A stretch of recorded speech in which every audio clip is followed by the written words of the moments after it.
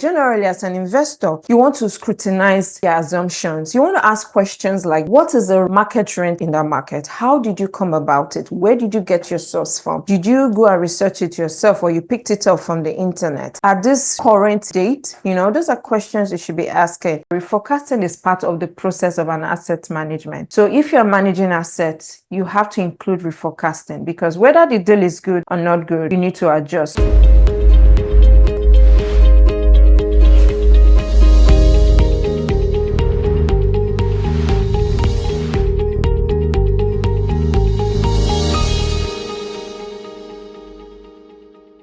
Hello everyone, welcome to another edition of Ask the Multifamily Expert. And sorry guys, I've been too lazy to invite my legion of experts in the multifamily space. So that's why you're seeing my face more often. And I hope you're not tired of me yet, because when I'm lazy to invite people, then you get to see me feeling.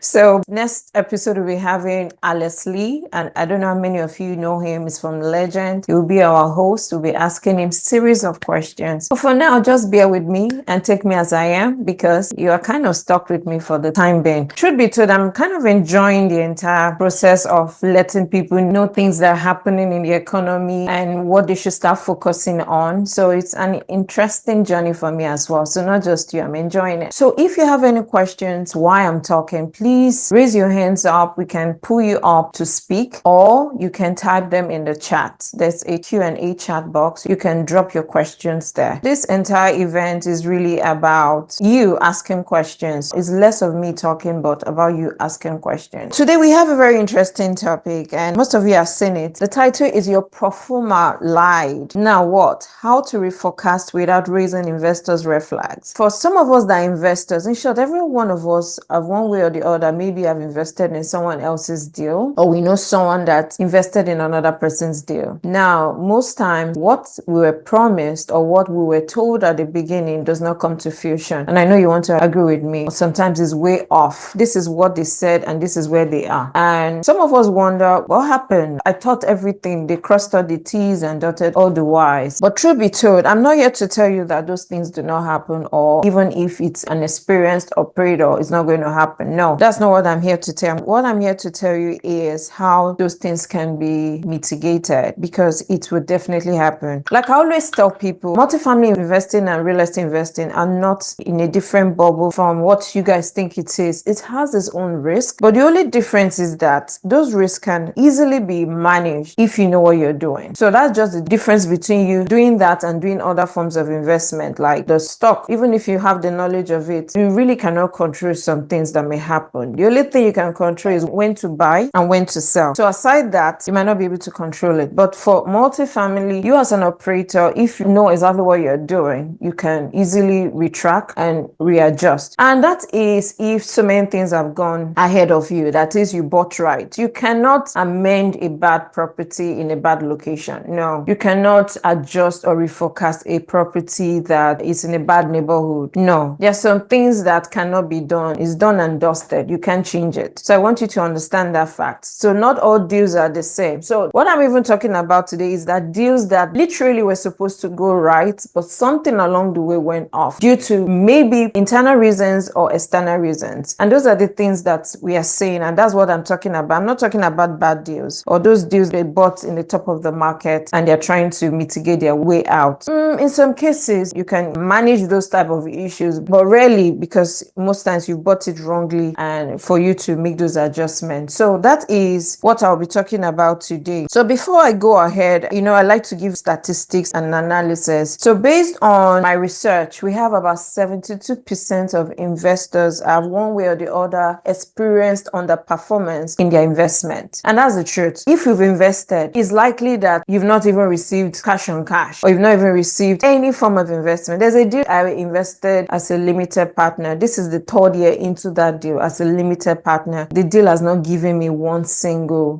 for my investment. And that is way off what we're told at the beginning. And I know some of you are experiencing that. So this statistic shows that 72% of investors have either experienced an underperforming property, most especially in 2021 to 2022. And that's because some of those properties were bought wrongly. Some of them, because it was easy to get capital, we saw a lot of operators going into that. And some of them for the singular purpose of the acquisition fee. Not all sponsors are the same. Some people just go there for personal reasons, and some go there because they really want to help or want to go into investing. So we find that there was an aggressive growth in our assumptions in 2021, 2022. So many deals. Then if you're underwriting deals, you will see that people were projecting rent growth, that the market rent was going to grow to God knows where. I saw high as 15%. I saw as high as 20%. And I was shocked even at that time. I was like, how? This is not sustainable. It can't work and all that. And some other reasons why we see some of those issues in some of our deals is because some people underestimated the expenses.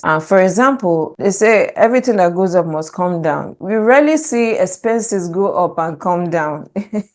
It's really hard. Most times, once it has gone up, it has gone up. There's a new rate at that level. So what we see people doing as well is that they do not really project well for their expenses. Even things as small as utility bills, electrical, taxes and insurance, those things can take your deal off track. There was a deal someone gave to me late last year and wanted me to jump on it. And that deal, while looking at it, the tax on it showed that there was not going to be reassessment of the property tax in year 1. But come year 2, they were going to do like double the tax. And the sponsor was not aware. And the reason why the sponsor was not aware was because he did not conduct a full research on it. So because I was going to be on the deal, I went extra mile that if I'm going to be on this deal or invite people to invest alongside me, I was going to do that due diligence on their behalf and on my behalf, because at the same time, I also don't want to lose any money. Apart from my investors not losing money, I do not also want to lose money. So it's like using one stone to kill two birds. I'm doing this for myself. I'm doing it for my investors as well. Doing that, I found out that it was going to be double, and we sat down and I spoke about it and they said, oh yeah, true. And my question to them was that, is it that you knew and you refused to readjust your underwriting to speak to that? Or what happened? What actually went wrong? Why didn't you make the adjustment? And it was just two things for me. It's either one, they did not know, or they were just complacent and they didn't do their due diligence, or two, they did not care. Maybe they had raised some money and they said, we'll die here. As in, we'll go forward regardless of the odds. We're going to go forward. So those are things that we are saying. As you know, I pulled back. I was not going to invest my money in such a deal at all. Another thing is investor sentiment shift when deals underperform. We found out that when deals are underperforming, investors kind of sad and they just write off the entire real estate or multifamily. I would say this, when I was talking to my now business partner, the person that I run Blue Ocean with, at the beginning, he had a sour taste of real estate and he was not ready to do it, because when he started it, he lost money and he was like, I wasn't going to do this any longer. And I know some of you are in that same position. It took me 1 year to convert him to join me and for us to do this. So that is the implication of this. It just makes investors just stay on the sideline and all that. We're going to dive into what are some of the things that you should start doing as an investor, especially if you're in the limited part of it, in order for you to mitigate this. And I'm also going to discuss, as an operator or as a GP, what are the red flags you should look out for to know that your deal is off track. And once you notice that, what are the things you should start doing? So as a limited partner or generally as an investor, you want to scrutinize your assumptions. You want to ask questions like, what is the market rent in that market? How did you come about it? Where did you get your source from? Did you go and research it yourself, or you picked it up from the internet? At this current date, those are questions you should be asking. Then another question you should be asking, the taxes, did you get an indication from a litigation expert, or you just assumed, or is it the broker that gave to you? By the time you keep asking or scrutinizing all these questions with operators, I can bet you, even without knowing so much, even without knowing a lot, maybe you are still a newbie in multifamily, you'll be able to tell if someone really knows what they're doing, especially if you know the right questions to ask them. Another thing is, you need to ask them about their stress testing. When you have a deal, it cannot go well 100% from year 1 to year 7 or year 1 to year 5. Things will definitely go wrong. But at the beginning, there's something we call stress test. what we do is to stretch the deal to find out at what point will this deal break? At what point will I not be able to pay my bills? At what point won't I be able to pay my mortgage? Where is that point? What that does for you is to know the point at which you should not allow your deal come to. That means if your deal is going to break at a 75% occupancy, that is, you have 25% vacancies, it means that once you start hitting 15% vacancies, that is like all hands on deck. You need to start navigating what next, because you start paying out of your pocket if care is not taken. So these are some of the things that you should start doing, asking them what is their stress test, at what level has it done. You can even request to see what that looks like and all that. A good sponsor will show you everything that you need, or will ask you to jump on a call. For me personally, if I get to be asked those kind of questions, I normally don't throw it at you via text message or email. I always like to jump on the call with such person, because I want to address every form of concerns and show you proof. This is the research we've done, this and this and that. But that does not mean that things will not happen, because things will always happen. I just want to always highlight that things will always happen. Another thing, as a limited partner, you need to evaluate their track record. Another thing is demand transparency. So very interesting topic. There's something we started doing since 2023, and guess what that is? We started inviting our limited partners to sit in our meetings. And why did we do that? It was an unconscious effort for me, a way for us to be transparent.